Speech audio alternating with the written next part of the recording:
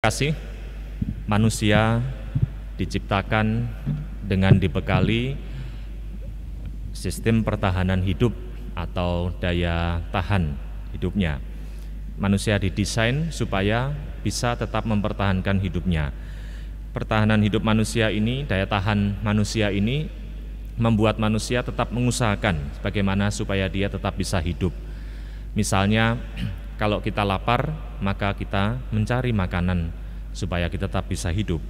Atau bila kita terancam bahaya, maka kita akan berusaha untuk menghindarkan diri dari bahaya itu. Kalau ada panas, tangan kita memegang sesuatu yang panas, maka dengan cepat-cepat kita akan menarik tangan kita itu supaya terhindar dari bahaya panas. Atau kalau kita lihat bagaimana masa sekarang ini, di saat pandemi orang juga berjuang untuk bertahan hidup. Ketika pandemi ini merusak banyak segi kehidupan manusia, lalu orang mencari cara bagaimana bisa tetap bertahan hidup, tetap bisa hidup di tengah-tengah kondisi yang tidak memungkinkan ini. Misalnya beberapa usaha yang karena pandemi ini mengalami kejatuhan atau bahkan bangkrut, lalu orang mencari cara bagaimana bisa usaha itu tetap dijalankan. Misalnya orang mencari cara-cara kreatif. Rumah makan tidak lagi boleh makan di tempat, maka mencari cara dengan drive-thru atau barangkali makan di mobil ya, dan sebagainya.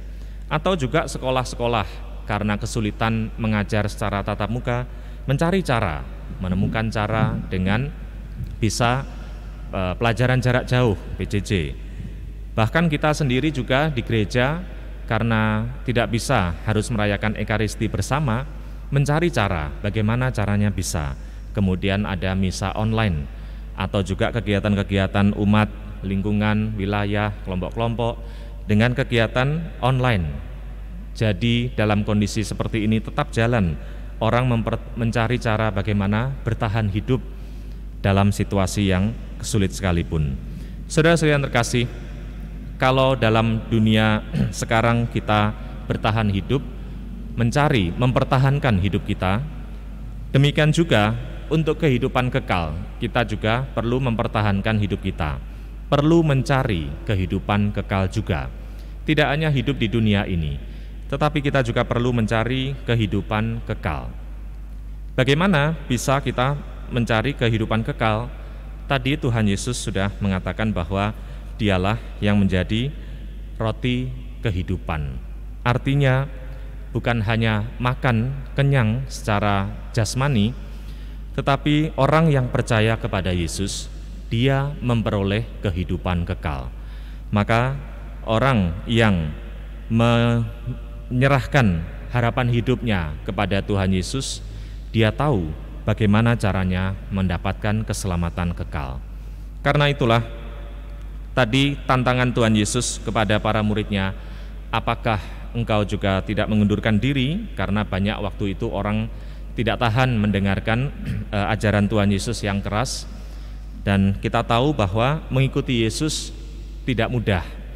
Bukan hanya saat enak saja kita mengikuti Tuhan Yesus, tapi di saat kita mengalami kesulitan hidup, lalu kita mulai putus asa. Tantangan kepada para murid tadi juga ditanyakan oleh Tuhan Yesus, apakah kamu tidak mau pergi juga? Saudara-saudara yang terkasih, bukankah kita dalam kehidupan ini juga terkadang menghadapi banyak tantangan untuk menjadi setia, menjadi pengikut Yesus? Kadang-kadang kesulitan-kesulitan hidup membuat kita menjadi meragukan, apakah Allah itu tetap berserta saya? Apakah Yesus itu bisa menolong saya dalam segala kesulitan dan penderitaan saya?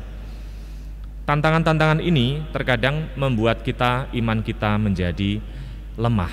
Lalu kita bisa saja mengatakan, untuk apa saya tetap mengikuti Yesus? Namun demikian, kita tahu, jangan lupa bahwa sekali lagi manusia didesain untuk bertahan hidup. Sebenarnya persoalan-persoalan hidup di dunia ini tidak ada satupun yang akan tidak berlalu. Tentu suatu ketika persoalan hidup ini pasti akan berhenti. Asalkan kita mau bertahan hidup dan itulah saatnya kita tetap setia kepada iman kita. Terkadang persoalan hidup membuat kita meninggalkan iman kita, apalagi masa-masa seperti ini di mana semuanya serba sulit, maka bisa saja kita tidak setia dengan iman kita. Untuk apa saya tetap beriman sementara kondisi hidup saat ini ada banyak persoalan?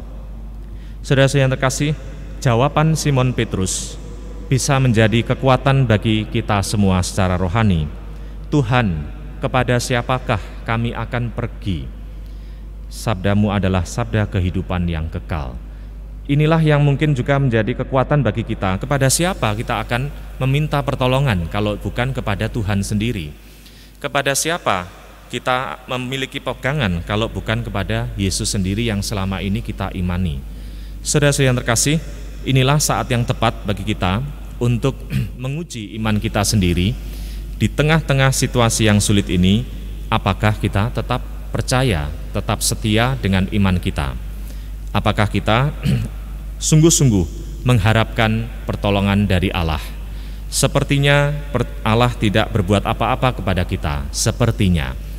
Jangan-jangan kita tidak melihat bahwa Allah sebenarnya sudah menolong kita, namun kita tidak menyadarinya.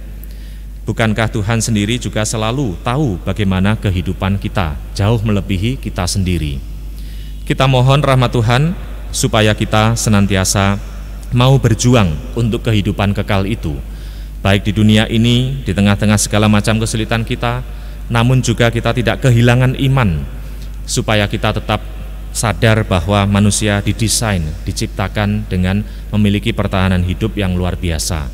Kita pun juga memiliki itu, dan untuk itu kita mencari kehidupan kekal, perlu diperjuangkan. Moga-moga kita juga tetap setia untuk mengikuti Yesus dengan segala pergulatan kita. Jawaban Simon Petrus semoga menguatkan kita juga. Tuhan, kepada siapakah kami akan pergi? Kami tidak memiliki pegangan lain selain Engkau sendiri ya Tuhan Yesus. Sabdamu adalah sabda kehidupan yang kekal. Berkat Allah senantiasa menyertai kita sekalian.